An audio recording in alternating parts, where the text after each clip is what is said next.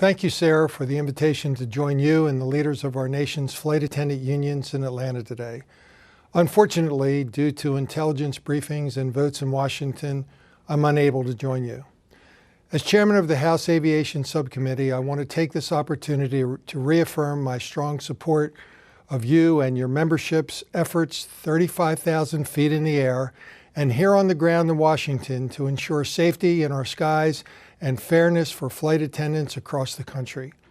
There are currently a number of high-profile issues that find Sarah and her team at the Association of Flight Attendants at the forefront of building bipartisan consensus across the Congress, none more than the effort to deny Norwegian Air International's attempts to skirt U.S. and European Union labor laws and operate in the United States. As you know, the flight attendants are in the thick of the fight against the Obama administration on the NAI issue, building broad bipartisan opposition to the Department of Transportation issuing a show cause order for NAI's application. This is a team effort that has flight attendants joining with pilots to work closely with myself, as well as Representatives DeFazio, Larson, and Westmoreland, and more than 80 of our colleagues. From op-eds in major newspapers across the country to the highly successful rally nearby the White House last week, the Association of Flight Attendants continues to reinforce the message that aviation safety, competitiveness, and fairness for working men and women must not become a race to the bottom.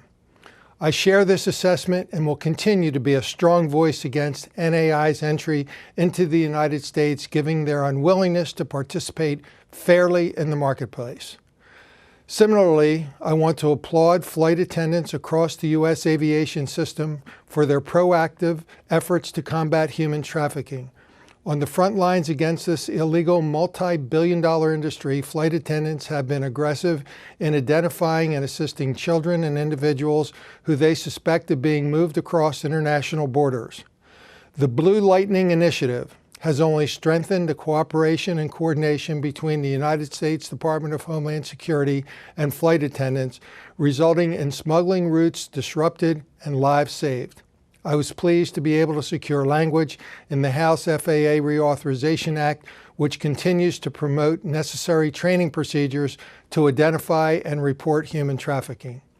Finally, as Congress continues to debate the FAA Reauthorization Act before the July 15th deadline, the question of parity and rest time for pilots and flight attendants has been a key focus of the associations and one that has support from both sides of the aisle. As we all know, in-flight crews must respond to medical and safety emergencies at a moment's notice, and therefore, they will be well rested and prepared to do their jobs. A 10-hour minimum rest requirement just makes sense, and I was happy to support that policy when it came up in debate in the House Transportation and Infrastructure Committee.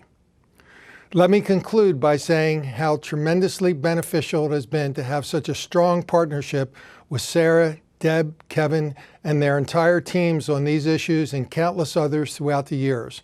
When critical issues arise that threaten the competitiveness of our aviation system, the safety of the flying public, or the fair treatment and compensation of flight attendants, Sarah and her team are always my go-to partners to build bipartisan alliances to protect and promote our shared goals. I look forward to many more years of working with the leadership and membership at the Association of Flight Attendants. Thank you for ensuring good paying job for tens of thousands of Americans and for keeping our skies safe. Thank you again for this opportunity to address you, and I hope you have a productive meeting.